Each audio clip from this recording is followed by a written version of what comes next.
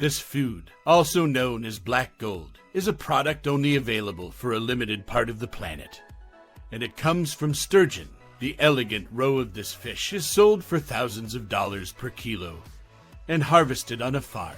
Each year, 28 tons of caviar are produced. But how is sturgeon caviar made? We visited a farm to find out how beluga caviar is extracted. Caviar is a food that comes from the eggs of female sturgeon, which are intended for human consumption. Sturgeon is a fish that lives in temperate or cold waters. About 90% of the world's caviar production comes from the Caspian Sea basin, and approximately half of that comes from Iran, where more than 6,000 families depend on the industry. However, it was not until the French Revolution that chefs decided to use it in their recipes, and its popularity was such that in the 20th century it became a delicacy enjoyed by the nobility. But it remains an almost inaccessible food for a large number of people around the world, despite advances in agriculture, fishing, and production technology. The practice of collecting fish eggs has not really changed, and the methods are passed down from generation to generation. Today, the production process of caviar is very similar in many parts of the world, but producers have decided to apply their own methods using processing plants with the aim of offering quality caviar, always adhering to hygiene standards. The traditional technique has become somewhat controversial because it requires fish to die to collect their eggs. While the Caspian Sea and the Black Sea produced much of the world's caviar for a long time, farm-produced caviar has now become popular because wild sturgeon populations have been reduced due to overfishing. Sturgeon is one of the oldest species on the planet. For years, Caspian Sea sturgeon were caught without any kind of control, resulting in overfishing of the species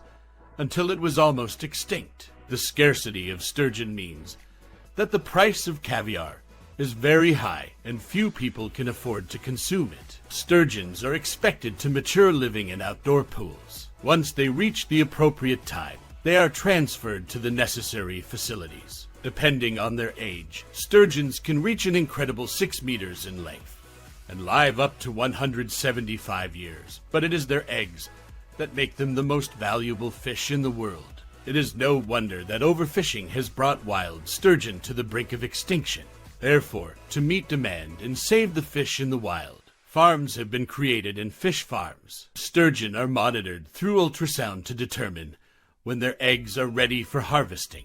Depending on the size of the fish, a sturgeon can release several million eggs at once. Once they are ready, the animals are slaughtered to extract their eggs. This process only takes a few minutes. More than 10,000 sturgeons are raised on this farm each year. Today, most of the caviar consumed and marketed comes from natural water farms adapted for sturgeon farming.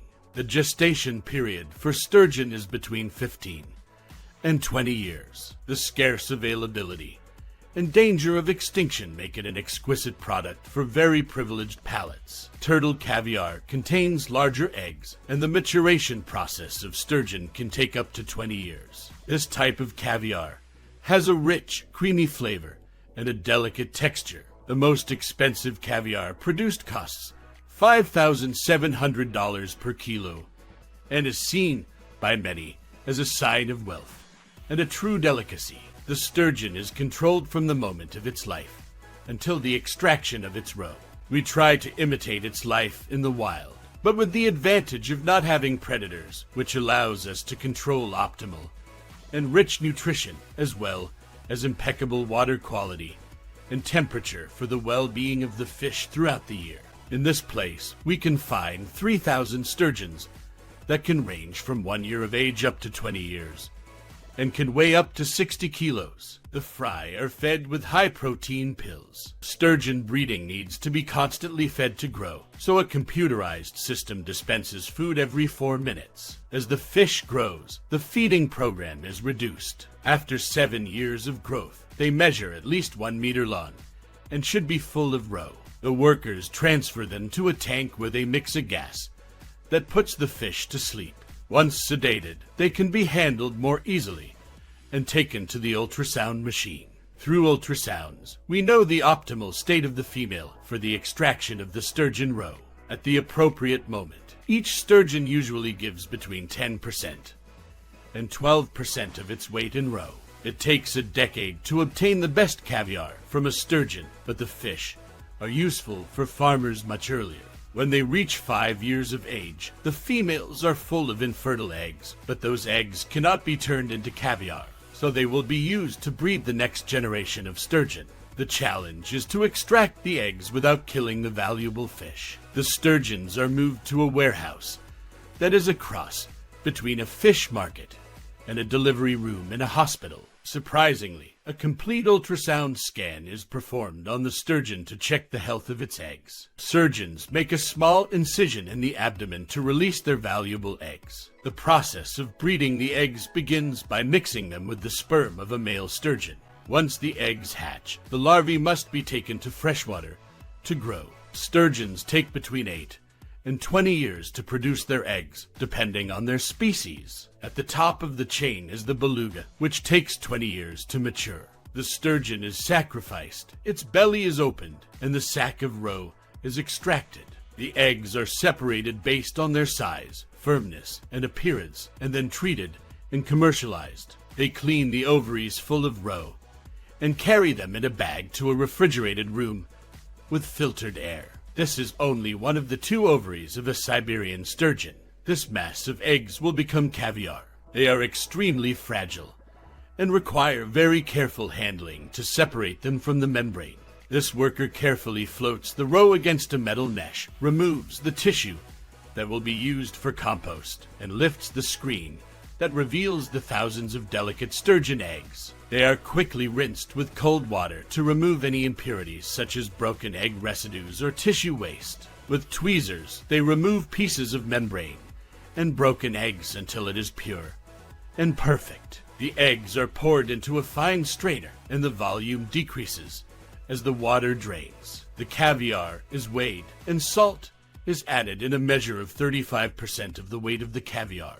This measure is so precise that it maximizes the aroma of the caviar and substantially prolongs its shelf life. Later, the eggs are put in ice for about 6 minutes to absorb the salt. Salt absorbs more moisture, so it is drained, and excess moisture is then dried with a paper towel before being packaged in a tin to eliminate any air pockets that could cause oxidation or deterioration. In the case of large industries that market it, the process is carried out under vacuum, avoiding mixing the caviar from different specimens. Each tin receives a label specifying the batch of fish and its subsequent date of commercialization. All packaged caviar is stored in a refrigerated room.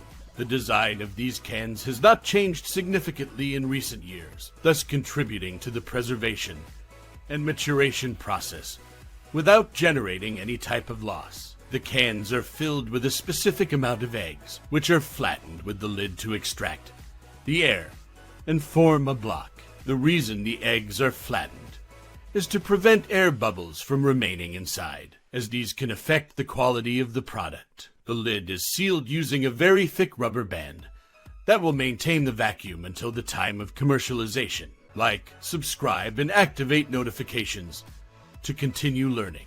Bye-bye.